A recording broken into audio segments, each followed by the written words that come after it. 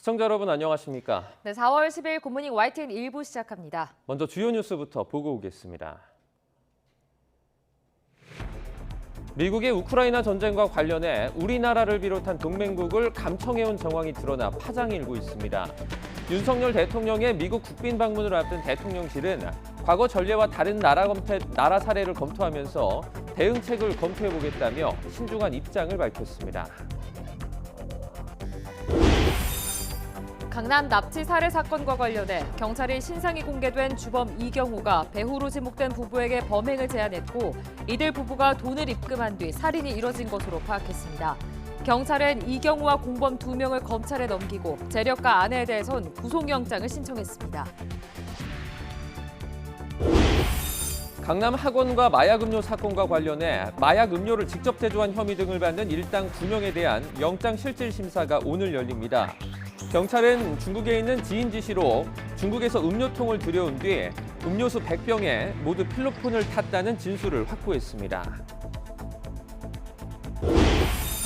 대전 어린이 보호구역에서 만취 상태로 운전하다가 초등학생을 치어 숨지게 한 60대 남성에 대해 구속영장이 신청됐습니다. 경기도 하남시에선 음주 차량이 중앙선을 넘어 반대편에 있던 배달 오토바이를 덮쳐 오토바이 운전자가 숨졌습니다. 구한말 미국으로 건너가 국권 회복 활동을 펼친 드라마 미스터 선샤인의 주인공의 실존 인물로 알려진 황기환 지사의 유해가 순국 100년 만에 오늘 고국으로 돌아옵니다. 유해는 영접 행사 뒤에 대전 현충원에 안장됩니다. 중국이 오늘까지 타이완을 포위하는 연합훈련을 이어갑니다. 특히 오늘은 무력 시위 강도를 한층 높여 타이완 해협에서 실탄 사격 훈련을 강행할 예정입니다. 첫 소식입니다. 미국 정부의 기밀 문건이 온라인에 유출돼 파장이 커지고 있습니다. 특히 한국을 비롯한 동맹국도 감청해온 의혹도 나타났습니다. 네, 이번 유출 사건의 배후로는 러시아 정부 혹은 친러시아 조직이 관여한 것으로 보인다고 로이터 통신이 보도했습니다. 보도에 김상우 기자입니다. 소셜미디어에 사진으로 찍혀 올라온 미국 정부 기밀 문건들 가운데는 우크라이나와 러시아 전쟁 상황이 가장 많아 보입니다. 격전지의 최근 전황부터 서방의 무기 지원 세부 계획, 미사일 고갈 시점, 심지어 그간 위치가 거의 공개되지 않았던 미 항공모함과 잠수함들의 작전 계획 최신 정보까지 상세히 담겨 있습니다. 문건은 지난달 게임 관련 플랫폼 등에 올라와서 텔레그램과 트위터 등에 확산한 것으로 보입니다. 유출 문건은 모두 100여 쪽으로 중앙정보국 CIA와 국가안보국 등 정보기관의 보고서를 미 합동참모본부가 취합한 것으로 추정됩니다.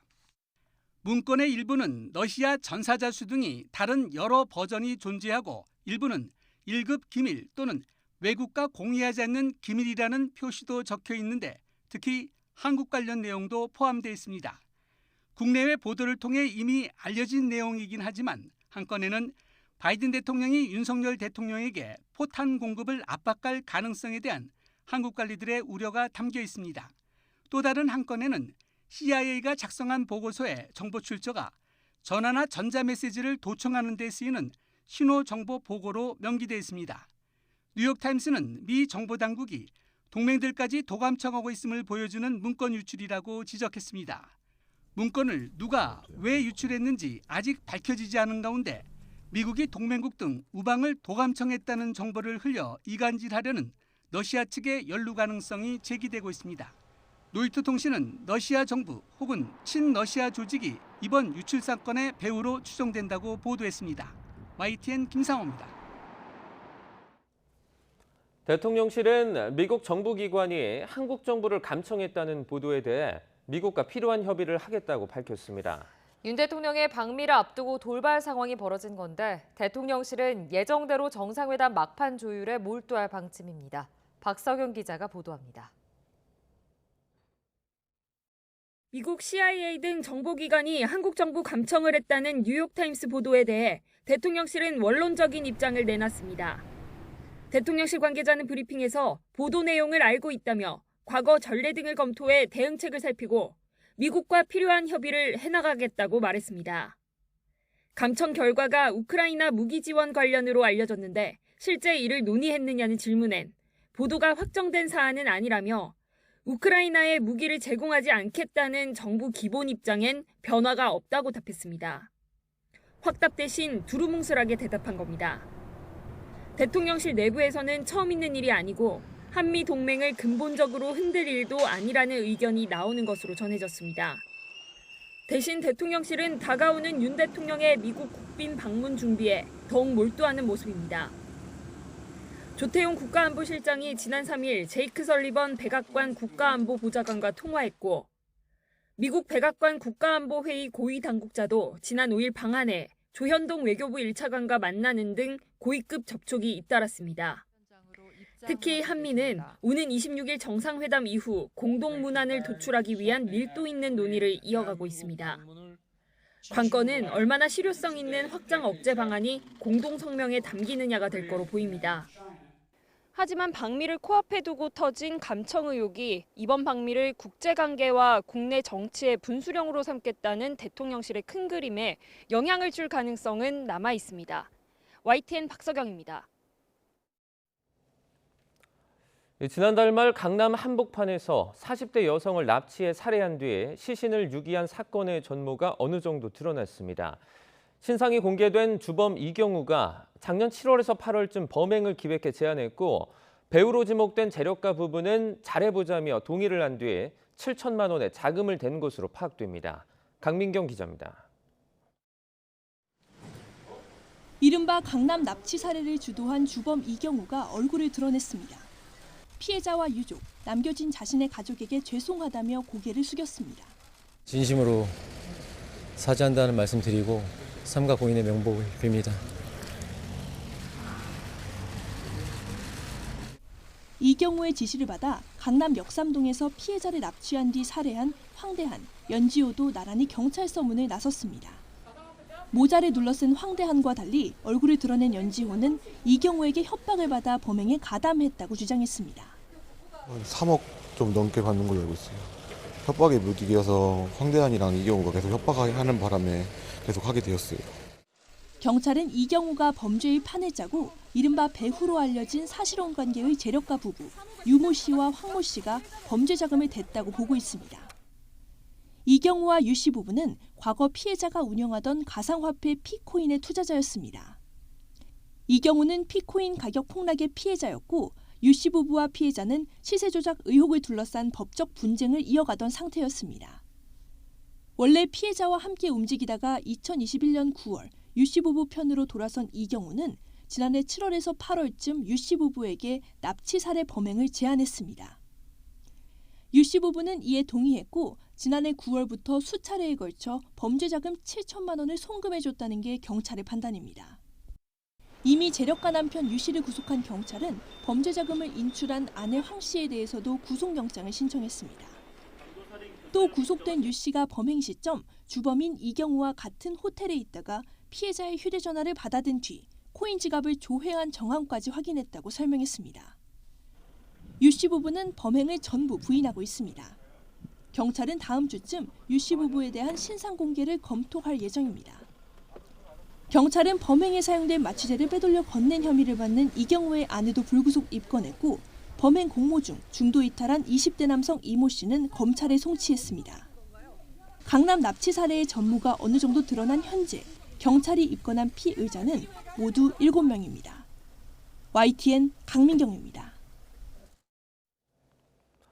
고등학생들에게 마약이 들어간 음료를 나눠준 신종 마약 피싱 사건과 관련해 마약 음료를 직접 제조한 혐의 등을 받는 일당 2명이 오늘 구속 갈림길에 섭니다. 서울중앙지방법원은 오늘 오후 3시에 마약 음료를 직접 제작한 혐의를 받는 20대 남성 A씨와 중개기를 통해 국제전화 번호를 조작한 혐의를 받는 30대 남성 B씨에 대한 구속 전 피의자 신문을 진행합니다. 경찰은 A씨가 중국에 있는 지인 지시로 중국에서 음료 공병을 들여온 뒤에 음료수 100병에 모두 필로폰을 탔다는 진술을 확보했습니다. 60대 만취 운전자가 몰던 승용차에 치여 중상을 입었던 초등학생이 치료를 받던 중 숨졌습니다. 경찰은 어린이 보호구역에서 낸 사고를 가중처벌하는 이른바 민식이법을 적용해 운전자에 대한 구속영장을 신청했습니다. 이윤재 기자입니다. 승용차 한 대가 빠른 속도로 좌회전합니다. 2차선 도로 바깥쪽을 부딪힐 듯 돌더니 중앙선을 넘어 그대로 인도로 돌진합니다. 어린이 보호구역에서 길을 걷던 초등학생 4명은 피할 틈도 없이 화를 당했습니다. 머리는 저쪽 벽 쪽 거기다 부딪히고 그다음에 도로 쪽으로 다리가 이제 있는 상태였거든요. 두 아이가 이제 엉켰거든요. 한 아이가 머리를 크게 다쳐가지고 그 아이가 되게 걱정이 되고. 의식을 잃은 채 병원에서 치료받던 초등학교 3학년 9살 어린이는 10시간 넘게 치료받았지만 끝내 돌아오지 못했습니다. 만취 상태로 운전대를 잡은 60대 A씨는 경찰 조사에서 술 마신 사실을 인정하면서 죄송하다는 말을 반복한 거로 전해졌습니다. 경찰은 A씨에 대해 스쿨존에서 어린이에게 사고를 냈을 때 가중 처벌하는 이른바 민식이법을 적용해 구속영장을 신청했습니다. 이번 사고는 어린이 보호구역 내에서 발생한 사고로서 특정 범죄 가중 처벌법에 의거 의법 조치가 되고요. 또 목격자 대상으로 참고인 조사를 한 후에 위법 사항이 발생되면은 추가 입건할 예정입니다. 경찰은 또 A씨와 함께 술을 마신 사람에게 음주운전 방조 혐의를 적용할 수 있는지 추가 조사를 진행할 예정입니다. YTN 이윤재입니다. 어제 오후 음주운전 차량이 중앙선을 넘어 반대편에 있던 배달 오토바이 운전자를 쳐 숨지게 하는 사고가 났습니다. 또 전국 곳곳에서 이어진 화재에 인명피해도 있었습니다. 사건 사고 소식 정현우 기자의 보도입니다. 충격을 받고 앞부분이 크게 찌그러진 오토바이와 심폐소생술을 받는 운전자. 어제 오후 6시 반쯤 SUV 차량이 중앙선을 넘어 반대편 차선에 있던 오토바이를 덮친 현장입니다. 배달 오토바이를 몰던 40대 남성은 심정지 상태로 병원으로 옮겨졌는데 끝내 숨졌습니다. 차대 오토바이가 교통사고 났고 현장에서 이제 시민들이 심폐소생술을 하고 있다.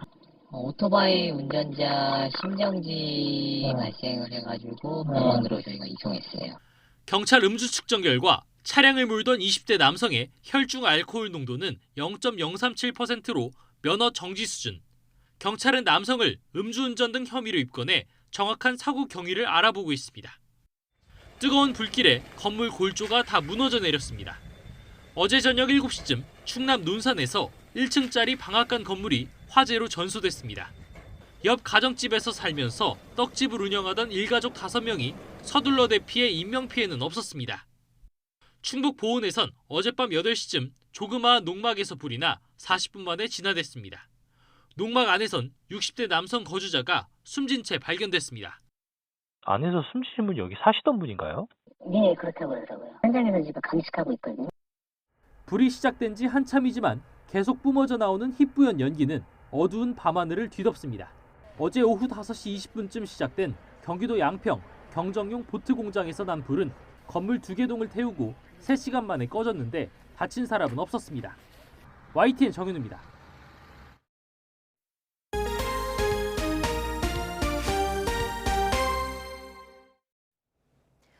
드라마 미스터 선샤인의 주인공 유진초의 실존 인물인 황기환 애국지사의 유해가 오늘 오전 국내로 들어옵니다. 순국 100년 만에 고국 땅을 밟는 건데 박민식 보훈처장이 인천공항에 나가 유해를 영접할 예정입니다. 신현준 기자의 보도입니다. 미국 뉴욕에서 열린 황기환 애국지사의 추모식. 군복을 입은 미국 제향 군인들이 태극기로 감싼 유해를 조심스레 운구합니다. 순국 100년 만에 고국 땅으로 봉안되는 황 지사의 유해, 노병은 거수경례로 마지막 예를 갖춥니다. 황 지사는 미국 유학 중 미군에 자원 입대, 제1차 세계대전에 참전했고 이후 프랑스와 런던, 뉴욕에서 독립선전활동 등 외교적 노력을 쏟다가 1923년 4월 17일 뉴욕에서 숨져 현지 묘지에 안장됐습니다. 무명 의병들의 항일 투쟁사를 그린 드라마 미스터 선샤인의 주인공 유진초이의 모티브가 된 인물이기도 합니다. 2008년 황 지사의 묘소가 처음 발견된 이후 국가보훈처는 황 지사의 유해 봉안을 시도했지만 족보나 유족을 확인할 수 있는 공적 자료가 없어 어려움을 겪었습니다. 순국 100년 만에 꿈에도 그리던 고국으로 모시게 된 것을 매우 뜻깊게 생각하며 지사님께서 고국의 품에서 영면하실 수 있도록 최고의 예우를 다하겠습니다. 황 지사의 유해는 오늘 오전 인천국제공항으로 봉환됩니다. 박민식 보훈처장이 인천공항 계류장에서 유해를 영접할 계획입니다. 유해는 분향과 건국훈장 헌정 등 영접 행사 뒤 봉송되고 대전 현충원에서 유해 봉환식을 거쳐 독립유공자 7묘역에 안장됩니다. 보훈처는 후손이 없어 무적으로 남아있던 황 지사의 가족관계 등록을 창설했으며 봉환식에서 박 처장이 헌정할 예정입니다. YTN 신현주입니다. 중국이 차이잉원 총통과 케빈 메카시 미 하원 의장 회동에 반발하며 타이완을 겨냥한 고강도 무력 시위를 이어가고 있습니다. 미국은 중국에 과잉 대응하지 말라며 경고했지만 오늘까지 사흘간의 훈련을 예고한 중국은 실탄 사격 훈련에도 나설 예정입니다. 김세호 특파원의 보도입니다. 중국이 신형 전투기 등 항공전력과 함정들을 타이완 해역 주변으로 연일 투입하는 데 이어 타이완 주변 해역에서 핵심 목표물에 대한 모의 정밀 타격 훈련을 실시했습니다. 有信心、有底气应对各种复杂困难局面，坚决完成作战任务，坚决挫败任何形式的外部势力和台独分裂企图。 타이완도 전투기를 긴급 출격시키고 해경 함정을 급파하는 등 경계 태세 강화에 나섰습니다. 你现在已经严重破坏地域和平、稳定及安全，请你立刻转向驶离。 미국도 타이완 방공식별 구역에 최대 800km까지 탐지하는 해상 초계기 포세이돈을 투입했다고 현지 언론이 보도했습니다. 미국은 중국의 대규모 무력 시위에 과잉 대응하지 말라고 경고했습니다. 미 국무부 대변인은 국가안보에 대한 약속을 이행하기에 충분한 자원과 역량을 가지고 있다고 자신한다며 중국의 행동을 면밀히 주시하고 있다고 강조했습니다. 타이완 국방부도 중국이 의도적으로 타이완 해협에 긴장감을 조성해 국제사회 안보와 경제 발전에 부정적인 영향을 주고 있다고 비난했습니다. 이에 중국은 오히려 핑탄현합 타이완 해협에서 실탄 사격 훈련까지 예고하며 압박 수위를 높이겠다는 뜻을 분명히 했습니다. 미국과 타이완의 공조 속에 중국은 무력 시위를 이어갈 가능성이 높아 양안 간 긴장은 쉽게 가라앉긴 힘들어 보입니다. YTN 김세호입니다. 한국은행이 내일 금융통화위원회 회의를 열어 기준금리를 결정합니다. 미국과 기준금리 격차가 크게 벌어지긴 했지만 최근 물가 흐름을 보면 동결이 유력하다는 분석이 나오는데요. 최대 변수는 국제유가가 될 전망입니다. 조태현 기자입니다. 지난해 7월 6.3%까지 치솟았던 소비자 물가 상승률. 하지만 올해 들어선 확연하게 둔화하는 모습입니다. 지난달 소비자 물가는 1년 전보다 4.2% 올라 지난해 3월 이후 1년 만에 가장 낮은 수준으로 내려섰습니다. 작년 하반기 이후 소비자 물가는 이제 상승 흐름이 둔화되고 있다고 보이고요. 또한 작년 상반기 이제 크게 상승한 기저유가를 감안하면 이제 하반기로 갈수록 안정화될 가능성이 높아 보입니다. 물가를 잡기 위해 기준금리 인상을 이어갔던 한국은행으로선 한숨 돌리게 된 셈입니다. 미국과의 기준금리 격차가 1.5%포인트까지 벌어졌지만 우려했던 자본 유출의 조짐도 아직 나타나지 않고 있습니다. 원달러 환율 역시 여전히 높긴 하지만 1달러에 1,400원을 넘어섰던 지난해와는 사뭇 다른 분위기입니다. 물가 둔화까지 이어지는 만큼 한국은행 입장에선 이번 금융통화위원회 회의에서 기준금리를 높일 이유가 없다는 평가가 나옵니다. 최근에 노동시장 지표들이 특히 안정화되면서 이제 금리 인상 기조가 꺾이지 않을까라는 그런 의견들이 많이 나와 있습니다. 이에 따라서 외환시장에서 사실은 한국은행이 부담해야 되는 부담이 굉장히 줄어들었고, 그래서 이제 한국 경제에 보다 초점을 맞춰서 금리정책을 운영할 수 있는 환경이 조성되었습니다. 다만 국제유가는 변수가 될 수 있습니다. 오펙 플러스가 기습적으로 감산을 발표하면서 국제유가가 다시 오르는 모습을 보이고 있기 때문입니다. 추세적으로 원유가 상승을 유발할 수 있는 요인이 될 수가 있습니다. 그럼 원유가가 상승을 하게 되면 다시 석유류 가격은 상승을 할 가능성이 커지고요. 또 무엇보다도 공공서비스 요금이 문제인데요. 만약 국제유가의 변동성이 크지 않다면 향후 통화정책의 방향성은 물가보단 경기를 가리킬 것으로 보입니다. 연 3.5%를 유지하다 올해 하반기, 늦어도 내년 상반기에는 기준금리 인하가 이뤄질 가능성이 있다는 뜻입니다. YTN 조태현입니다. 해외 직구를 이용할 때 개인정보 대신 넣도록 하는 개인 통관 고유 번호가 도용됐다는 신고가 최근 크게 늘고 있습니다. 이 통관 보호가 조세 포탈과 불법 밀수에 악용될 수 있다는 우려가 나오는데요. 주무부처인 관세청은 검증 체계를 강화하겠다는 입장을 내놨습니다. 윤성훈 기자의 보도입니다. A씨는 지난달 초 수상한 문자를 받았습니다. 자신이 주문한 적도 없는 15만 원짜리 가방이 해외에서 들어와 아무런 연고가 없는 경기도 화성으로 배송되고 있다고 알리는 내용이었습니다. 처음엔 스팸 문자라고 생각하고 무시했는데 알고 보니 누군가 A씨의 개인 통관 고유보호를 도용해 가방을 주문하고 수령까지 마친 거였습니다. 곧장 관세청에 신고했고 통관 부호도 새로 발급받았지만 마음 한구석은 여전히 개운치 않습니다. 몇만 원 되지 않는 제품들을 남의 정보까지 도용해가면서 수입해서 쓸 일이 있을까요?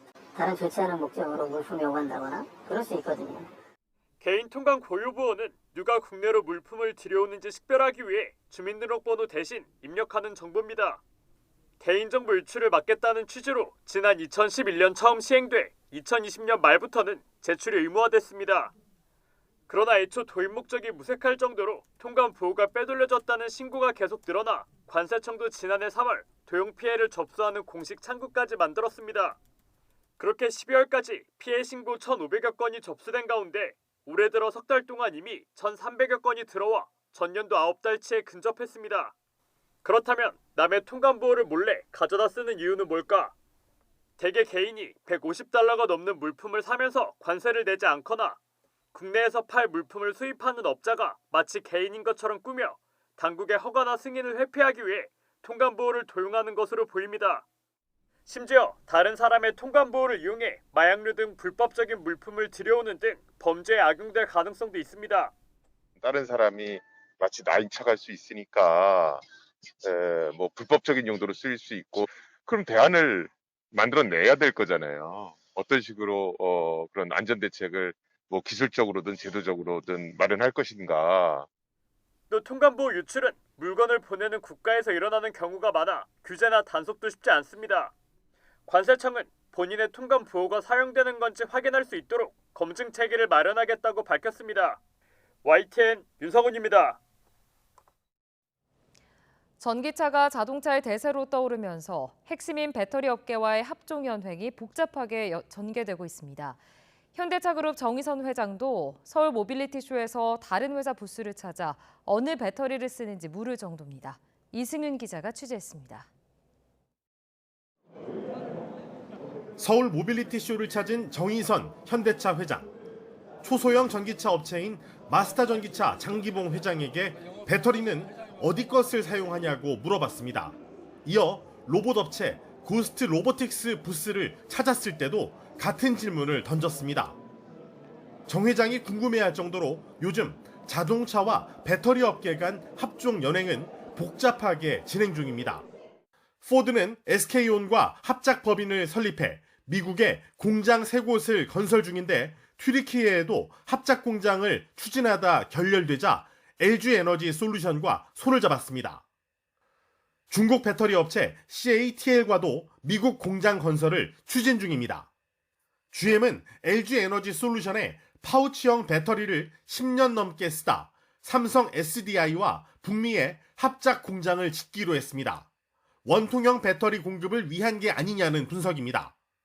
우리 배터리 기업 기준으로 보면 LG에너지 솔루션은 현대차그룹과 테슬라, 포드, GM, 폭스바겐, 스텔란티스, 페라리와 협력하고 있습니다. SK온은 현대차그룹과 다임러그룹, 폭스바겐, 포드에 납품하고 있습니다. 삼성 SDI는 아우디와 BMW, 리비안, 마스터 전기차에 배터리를 납품하면서 GM과 합작 공장도 짓기로 했습니다. 중국 BYD는 KG 모빌리티에 배터리를 납품한 데 이어 1톤 전기 트럭을 출시하며 한국 진출에 나섰습니다. 在这个开发的过程当中，我们更是深刻感受到了韩国市场对电动车的热情。 자동차 기업들의 치열한 합종 연횡은 특정 배터리 업체의 공급 차질이 발생하는 위험을 여러 업체와의 협력으로 분산하려는 이른바 멀티벤더 전략이라고 전문가들은 설명합니다. YTN 이승윤입니다. 학교 폭력이 대학 입시에 직접 영향을 미치고 기록 보존 기간도 길어지면 가해 학생이 사과나 반성 대신 소송으로 가는 현상이 더 심해질 수 있습니다. 네, 좀 더 세밀한 대책이 필요한데 현장의 요구를 장하영 기자가 들어봤습니다. 대구 중학생 자살 사건 이후 나온 2012년 학교폭력 종합대책은 무관용, 엄벌주의 기조였습니다. 지금 있는 학교전담 경찰관과 학폭이력 학생부 기재도 그때 만든 겁니다. 학교폭력에 대한 사회적 인식도 바뀌었고 실제로 건수가 줄어들었습니다. 하지만 반작용도 있었습니다. 학폭이 터지면 학부모는 교사 대신 경찰과 변호사를 먼저 찾고 반성은 사라진 채 징계와 소송만 남았습니다. 스쿨버스에서 좀 이렇게 부딪히고 싸웠는데 그걸 가지고 또 이 경찰서 찾아와서 폭력으로 신고하시고 알고 보니까 얘도 때렸어. 그러면 쌍방 가는 거예요. 그래서 두 아이 모두 가해자로 이렇게 전과가 남거나 아니면 학폭위 심의 건수와 심의에 불복해 행정심판이나 소송으로 가는 경우는 해마다 늘고 있습니다. 특히 학폭 피해를 당했다고 말하는 초등학생이 갈수록 늘고 있는데 그에 따라 학폭위와 소송도 저연령화하고 있습니다. 실제로 심의에 들어가면 초등학생하고 경미 사건이 엄청 많이 늘어났습니다. 이 초등학생들이 제대로 진술을 할 수 있을까요? 학폭위원들은 초등학교 저학년을 학폭 심의 대상에서 제외하고 현재 사문화돼 있는 분쟁 조정위를 활용해 처분이나 징계보다 화해를 유도해야 한다고 말합니다. 정부가 강조하는 가해자의 제대로 된 반성과 화해, 교육적 해결을 위해선 경험 있는 학폭 전담교사와 전문가가 더 많이 필요합니다. 현재는 봉사나 특별교육 이수 처분을 받고도 학생들이 처벌을 피해 도망만 다니는데 그렇게 해도 별 제재가 없기 때문입니다. 있는 학생들은 학폭해도 상관없잖아, 별거 아니네 하며 자연스레 나쁜 놀이를 계속하는 일이 발생하는 겁니다. 절대적으로 개선해야 할 점이라고 생각합니다. 가장 중요한 건 피해 학생 지원과 회복입니다. 서울에서는 분리기간 3일이 지나도 피해 학생이 외부 센터에서 회복과 수업을 병행할 수 있도록 출석 인정 제도를 운영하고 있습니다. 근원적인 치유와 회복을 위한 이런 전담 센터라든지 그런 부분들이 더 내실화돼서 학교 내에서도 이루어져야 될 것 같고. YTN 장하영입니다. 러시아에 끌려간 것으로 알려진 우크라이나 어린이 30여 명이 4개국을 거치는 복잡하고 긴 구조 끝에 가까스로 부모와 다시 만났습니다. 국제형사재판소는 어린이 납치 혐의로 지난달 푸틴 러시아 대통령에 대해 체포영장을 발부했습니다. 김원배 기자입니다. 러시아에서 구조된 우크라이나 어린이들이 짐 가방을 끌고 벨라루스와 우크라이나 국경을 넘어 돌아오고 있습니다. 기다리고 있던 부모들은 수개월 만에 다시 만나는 자식들을 끌어안고 재회의 기쁨을 나눕니다. 지난해 러시아군이 점령한 헤르손에서 쌍둥이 자매와 함께 수주간 일정의 크림반도 여름 캠프에 참가했던 13살 소녀 다샤 라크. 다샤는 캠프에 도착하자마자 러시아 관리들이 자신들이 더 오래 머물 것이며 입양될 것이고 보호자가 생길 것이라고 말했다고 밝혔습니다. Сказали почти же в первый же день, все плакали, ну, всем плакали. Не знаю, никто почти не верил. Да. Я не верила. Никто не верил, а потом это оказалось правда. Мы звонили маме, типа. 이들 쌍둥이 자매의 어머니인 나탈리아는 우크라이나에서 폴란드, 벨라루스, 모스크바를 거쳐 크림반도로 가서 딸들을 구해왔습니다. 그러면서 함께 데려오지 못한 아이들이 있어 가슴이 아팠다고 밝혔습니다. Тяжело, когда мы уже садились в автобусы, дети, которые там оставались, они так плакали через забор, вот это вот. 이번 구조 임무를 계획한 인도주의 단체 세이브 우크라이나는 돌아온 아이들은 러시아에 점령된 하르키우와 헤르손에서 끌려간 어린이들로 모두 31명이라고 전했습니다. 우크라이나 정부는 지난해 2월 러시아 침공 이후 19,500여 명의 어린이가 러시아나 크림반도로 끌려간 것으로 추정하고 있습니다. 그러나 러시아는 어린이들의 안전을 위해 다른 곳으로 이송한 것이라며 납치 의혹을 부인하고 있습니다. 국제형사재판소 ICC는 지난달 우크라이나 어린이 납치 혐의로 블라디미르 푸틴 러시아 대통령과 마리아 리보바 벨로바 대통령실 아동인권 담당 위원에 대해 체포영장을 발부했습니다. YTN 김원배입니다. 시리아의 로켓 공격을 받은 이스라엘이 전투기와 대포 등으로 보복 공격을 가했습니다. 이스라엘군은 9일 대포와 드론을 이용해 시리아의 로켓 발사대를 타격한 데 이어 전투기들이 시리아 내 군기지와 포병 주둔지 등을 공습했다고 밝혔습니다. 이스라엘군은 시리아 영토 안에서 벌어진 모든 행위에 대한 책임은 시리아 정부에 있다며 이스라엘 영토를 범하는 행위를 절대 용인하지 않을 것이라고 강조했습니다.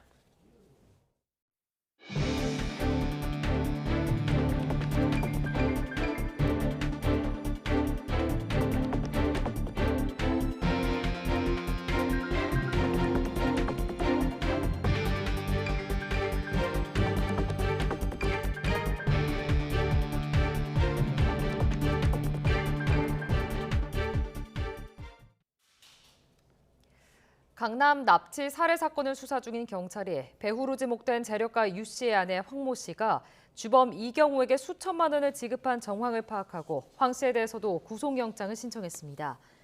서울수사경찰서는 강도 살인교사 혐의로 황 씨에 대한 구속영장을 신청했다고 밝혔습니다. 황 씨는 남편 유 씨와 함께 이번 사건의 주범인 이경우에게 40대 여성 A 씨를 납치하고 살해해달라고 의뢰한 혐의를 받습니다. 경찰은 지난해 9월 황 씨의 계좌에서 7천만 원이 인출됐고 주범 이경우의 아내 계좌로 수천만 원에서 수백만 원이 반복적으로 입금된 정황을 확인했습니다. 고등학생들에게 마약이 들어간 음료를 나눠준 신종 마약 피싱 사건과 관련해 음료를 직접 제조한 혐의를 받는 피의자 등 2명이 오늘 구속의 갈림길에 섭니다. 경찰은 중국에 있는 지인 지수로 음료수에 직접 필로폰을 탔다는 진술을 확보하고 지인 신원을 특정한 뒤 배후를 추적하고 있습니다. 황보혜경 기자가 보도합니다. 서울 대치동 학원가에 퍼진 마약 음료를 제조해 아르바이트 일당에게 전달한 혐의를 받는 20대 남성 A씨. 사건 발생 나흘 만인 지난 7일 강원도 원주에서 경찰에 붙잡혔습니다. 경찰 조사에서 A씨는 중국에 있는 지인 지시로 중국에서 음료 공병을 들여온 뒤 마약 음료를 제조했다고 진술했습니다.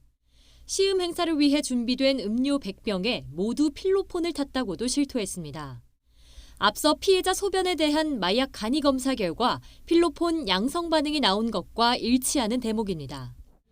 같은 날 붙잡힌 30대 남성 B씨는 중계기를 이용해 중국에서 걸려온 협박 전화를 국내 발신 전화로 조작한 혐의로 함께 구속영장이 신청됐습니다. A씨 지인의 신원을 특정한 경찰은 중국에 머무는 한국 국적 남성인 것을 확인하고 중국 당국에 공조 수사를 요청하기로 했습니다. 특히 중국 보이스피싱 조직이 범죄에 관여했을 가능성이 있다고 보고 윗선을 추적하고 있습니다. 음료를 마신 피해자는 학생 7명과 학부모 1명 등 8명으로 늘었습니다. 경찰은 A씨의 필로폰 입수 경로와 국내에 공범이 더 있는지도 확인할 방침입니다. YTN 황보혜경입니다. 대전 둔산동에 있는 어린이 보호구역에서 60대 만취 운전자의 차에 치인 초등학생이 치료를 받던 중에 끝내 숨졌습니다. 대전 둔산경찰서는 그제 오후 어린이 보호구역에서 음주운전을 하다 9살 초등학생을 쳐 숨지게 한 60대 A씨에 대해 구속영장을 신청했습니다. 의식을 잃고 병원에서 치료를 받던 9살 어린이는 10시간이 넘게 치료를 받았지만 끝내 숨졌고 또 다른 피해 어린이 3명 가운데 2명도 입원 치료를 받고 있는 것으로 전해졌습니다. 경찰은 A씨를 불러 조사한 뒤 스쿨존에서 어린이에게 사고를 냈을 때 운전자를 가중처벌하는 이른바 민식이법을 적용해 구속영장을 신청했습니다. 어제 오후 6시 반쯤 경기도 하남시 덕풍동에서 음주운전 차량이 중앙선을 넘어 반대편에 있던 배달 오토바이를 덮치는 사고가 발생했습니다. 오토바이를 몰던 40대 남성은 심정지 상태로 병원으로 옮겨졌는데 끝내 숨졌습니다. 경찰은 SUV 차량 운전자 20대 남성의 혈중 알코올 농도를 측정했는데 면허 정지 수준인 0.037%가 나온 것으로 전해졌습니다. 미국 국방부 문건 유출로 한국 등 동맹국을 도감청했다는 의혹이 제기된 데 대해서 미국 정부는 사안을 살펴보고 있다고 밝혔습니다. 미국 국방부는 동맹국 도감청 의혹 보도에 대한 입장을 묻는 서면 질의에 이 사안을 적극적으로 살펴보고 있으며 법무부에 조사를 공식 의뢰했다고 밝혔습니다. 법무부 대변인실도 이번 사안과 관련해 국방부와 소통하고 있고 조사에 착수했다며 더 이상의 언급은 하지 않겠다는 입장을 밝혔습니다. 유출된 국방부 문건에는 우리나라뿐 아니라 영국, 이스라엘 등 다른 우방국 관련 내용도 포함된 것으로 알려졌습니다.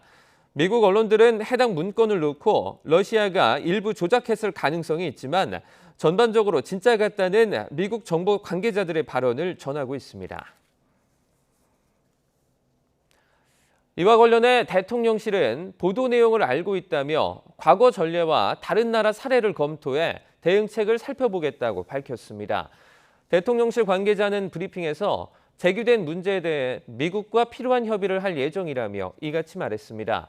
감청 결과가 우크라이나 무기 지원 관련으로 알려졌는데 실제로 이에 대한 논의가 있었는지에 대한 질문에 보도가 확정된 사안은 아니지 않느냐고 반문하며 우크라이나에 무기를 제공하지 않겠다는 기본 입장엔 변화가 없다고 답했습니다. 중증과 응급, 분만, 소아 등 필수 의료 분야의 의사 부족 문제가 갈수록 심화하고 있습니다. 문제 해결을 위해선 필수 의료 인력에 대한 적절한 보상 등 여러 조치가 필요하겠지만 한시적으로 의대에 지역별 진료과별 별도 정원 배정을 검토하자는 목소리가 나오고 있습니다. 기종훈 기자입니다. 우리나라 의대 입학 정원은 연간 3,000명 남짓. 2006년 이후 17년째 동결돼 있습니다. 의사가 모자라 일부 문 닫는 응급실이 나오는 상황이지만 의사들의 반대로 의대 정원 늘리기가 쉽지 않습니다.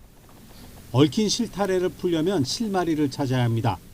미래 시점에서 의사 수가 부족하다는 것에 대해서는 이견이 있지만 현 시점에서 수급 불균형이라든지 현 시점에서 의사 수 부족에 대해서는 어느 정도 공감대가 형성돼 있다고 생각합니다.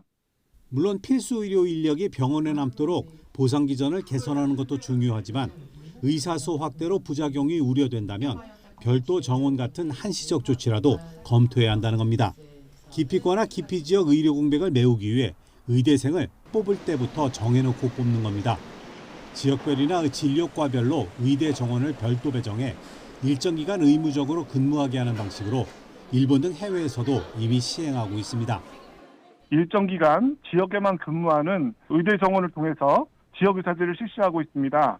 그래서 지역 의사 부족 문제라든지 중증 외상, 소아 중증 등 필수 의사 인력이 부족한 부분에 대해서는 별도 정원으로 의사를 충원하는 것에 대해서도 하지만 의사들은 기피과가 생기는 원인은 그대로 둔 채 의무만 부여하는 건 효과가 크지 않을 거라 반박합니다. 다른 영역으로 갈 생각이 들지 않게 보호해주는 그런 제도적인 또 지원적인 부분들이 먼저 담보되는 것이 우선이지 정원을 지금 마련해서 10년 후, 15년 후에 나올 의사들을 지금 고려한다 이 부분은. 게다가 일자리를 강제하는 건 헌법이 보장하는 직업 선택의 자유 침해라는 입장입니다. 다만 현재 운영 중인 지역인재 전형을 개선해서 외국처럼 학비를 국가가 부담하는 대신 지역에서 일정 기간 근무하도록 하는 방식엔 크게 반대하지 않습니다. 코로나로 2년여 만에 다시 마주 앉은 의정협의는 지난 목요일 6번째 회의를 열었습니다. 간호법 찬반 충돌 등 산적한 현안을 넘어서 국민 건강에 도움이 되는 결론을 이끌어낼 수 있을지 관심이 쏠립니다. YTN 기종훈입니다. 부모가 어린 자녀를 살해한 뒤 자신도 극단적인 선택을 하는 사례가 잇따르고 있습니다. 전문가들은 자녀를 소유물로 보는 그릇된 인식의 결과라며 자녀 살해에 대한 사회 전반의 온정주의적 시각을 없애야 한다고 지적합니다. 강민경 기자입니다.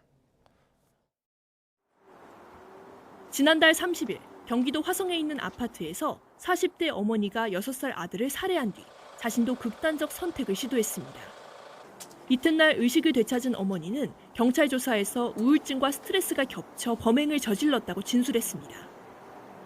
앞서 지난달 중순 인천에서는 40대 남성이 어린 자녀 3명과 아내를 살해한 뒤 자신도 극단적 선택을 하는 참변이 일어났고 또 비슷한 시기 제주도에서도 친모가 중학생 딸을 살해하고 스스로 목숨을 끊었습니다. 이처럼 자녀의 생명을 앗아간 뒤 자신도 삶을 마감한 부모가 지난 2018년부터 2021년 사이 2배 넘게 늘었습니다. 그리고 이렇게 부모 손에 목숨을 잃은 자녀 역시 7명에서 14명으로 증가했는데 매년 느는 추세입니다. 주로 갑자기 경제적 어려움에 맞닥뜨리거나 정신적 스트레스 지수가 올라간 가정에서 자주 발생하는 것으로 분석되는데 한때 일가족 동반 자살로 표현되기도 했습니다. 그러나 전문가들은 이 역시 명백한 살해라고 입을 모읍니다. 무엇보다 자녀를 부모의 소유물로 여기는 인식이 여전히 팽배한 가운데 최근 사회적으로 불안이 커지며 이런 범죄가 빈발하는 걸로 보인다고 우려합니다. 내가 소유하는 나와 같이 동반해야 되는 그런 존재다라고 생각하는 소유욕이 강해서 그래서 이런 자녀 살해라고 하는 이런 특이한 현상이 우리나라에 특히 많이 있는 것 같습니다. 자녀 살해를 일가족 비극으로 동정하고 심지어 미화하기도 하는 사회 전반의 온정적인 시선을 없애야 한다는 지적도 나옵니다. 자살이 굉장히 심각한 형태의 아동 학대임에도 불구하고 좀 온정적인 시각으로 바라보다 보니까 이거를 문제라고 인식을 하고 이거에 대한 대책을 수립하고 이런 것들이 좀 늦어지고 있는 것이 아닌가. 우리나라 형법은 부모를 살해하는 존속살해는 가중처벌하고 있지만 자녀를 살해하는 비속살해에는 평소 아동학대 정황이 없다면 일반 살인죄만 적용하도록 하고 있습니다. 비속살해의 양형 기준을 높여서 자녀 살해도 독립된 인격체를 말살하는 끔찍하고 심각한 범죄라는 경각심을 확산할 필요가 있어 보입니다. YTN 강민경입니다. 미리 보는 오늘입니다. 고등학생들에게 마약이 들어간 음료를 나눠준 신종 마약 피싱 사건과 관련해 마약 음료를 직접 제조한 혐의를 받는 일당 2명이 오늘 구속 갈림길에 섭니다. 서울중앙지방법원은 오늘 오후 3시 마약 음료를 직접 제작한 혐의를 받는 20대 남성 A씨와 중개기를 통해 국제전화 번호를 조작한 혐의를 받는 30대 남성 B씨에 대한 구속 전 피의자 신문을 진행합니다. 경찰은 A씨가 중국에 있는 지인 지시로 중국에서 음료 공병을 들여온 뒤 음료수 100병에 모두 필로폰을 탔다는 진술을 확보했습니다. 내년 국회의원 선거에 적용할 선거제도 개편을 논의하기 위한 국회 전원위원회가 오늘부터 나흘 동안 열립니다. 국회 전원위원회는 오늘부터 나흘 동안 선거제 개편안을 주제로 국회의원 100명이 참여하는 토론을 진행하는데요. 이 전원위는 본회의에 의안을 상정하기 전에 국회의원 전원이 참석해 의견을 표명하는 회의인데요. 지난 2004년 이라크 전쟁 파병 동의안 논의 이후 19년 만에 이뤄집니다. 유럽과 미국에서 국권 회복 활동을 펼치다 미국 땅에 묻힌 황기환 선생의 유해가 100년 만에 고국으로 돌아옵니다. 국가보훈처는 뉴욕에서 출발한 황기환 선생의 유해가 오늘 오전 9시 인천국제공항으로 봉환된다고 밝혔습니다. 유해는 분향과 건국훈장 헌정 등 영접 행사 뒤 봉송되고 대전 현충원에서 유해 봉환식을 거쳐 독립유공자 칠묘역에 안장됩니다. 차잉원 타이완 총통과 케빈 메카시 미국 하원의장 회동에 반발한 중국이 오늘까지 타이완을 사방으로 포위하는 형태의 군사훈련을 이어갑니다. 중국은 특히 오늘 타이완 해협에서 예고한 대로 실탄 사격 훈련에 나설 예정으로 무력 시위를 둘러싼 긴장이 한층 고조될 걸로 보입니다. 지금까지 미리 보는 오늘이었습니다.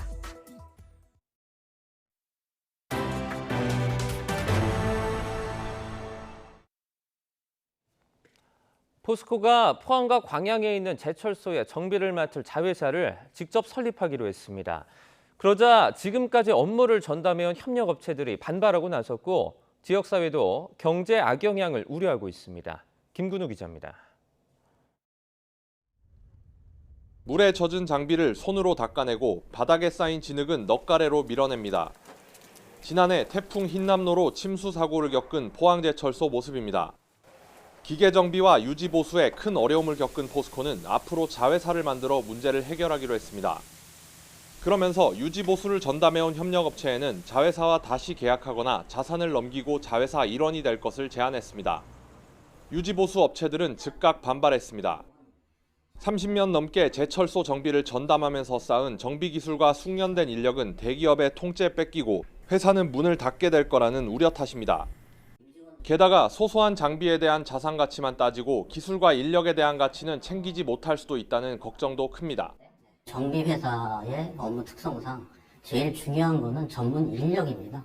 그래서 이 인력에 대한 평가, 인정을 하지 않고 단지 그 인력들이 현장에서 사용하는 도구만을 자산으로 인정해서 협력업체에 장비와 물자를 공급해온 지역 소상공인도 포스코가 전국 단위 최저가 입찰을 하면 경쟁에서 살아남기 힘들다고 걱정합니다.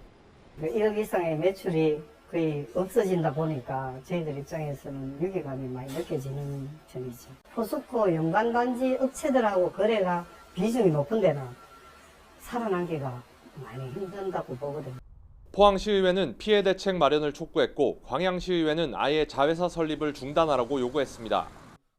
지역에 향토기업이 없어지고 또 세수도 줄어질 거고 그다음에 또 지역에 악영향이 미칠 것인데 포스코가 이렇게 촉박하게 추진하는 것이 정말 우려됩니다. 포스코는 안정적인 제철소 운영에 꼭 필요한 조치라며 지역사회와 경제에 영향이 없도록 운영할 것이라고 강조했습니다. 하지만 포스코가 자회사 설립 과정에서 함께 성장해온 협력업체 또 지역 소상공인과 소통이 부족했다는 지적은 피하기 어려워 보입니다. YTN 김구두입니다. 어제 오후 6시 50분쯤 부산시 연지동에 있는 아파트 단지 안에서 승용차가 뒤집히는 사고가 났습니다. 타고 있던 일가족 3명은 별다른 부상을 입지 않았고 스스로 차에서 빠져나온 것으로 전해졌습니다. 경찰은 브레이크 대신 실수로 엑셀을 밟아 사고가 났다는 운전자 진술을 토대로 사고 경위를 알아보고 있습니다.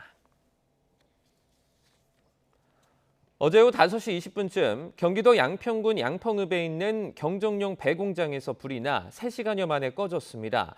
이 불로 다친 사람은 없지만 공장 건물 2개 동이 불에 탔습니다.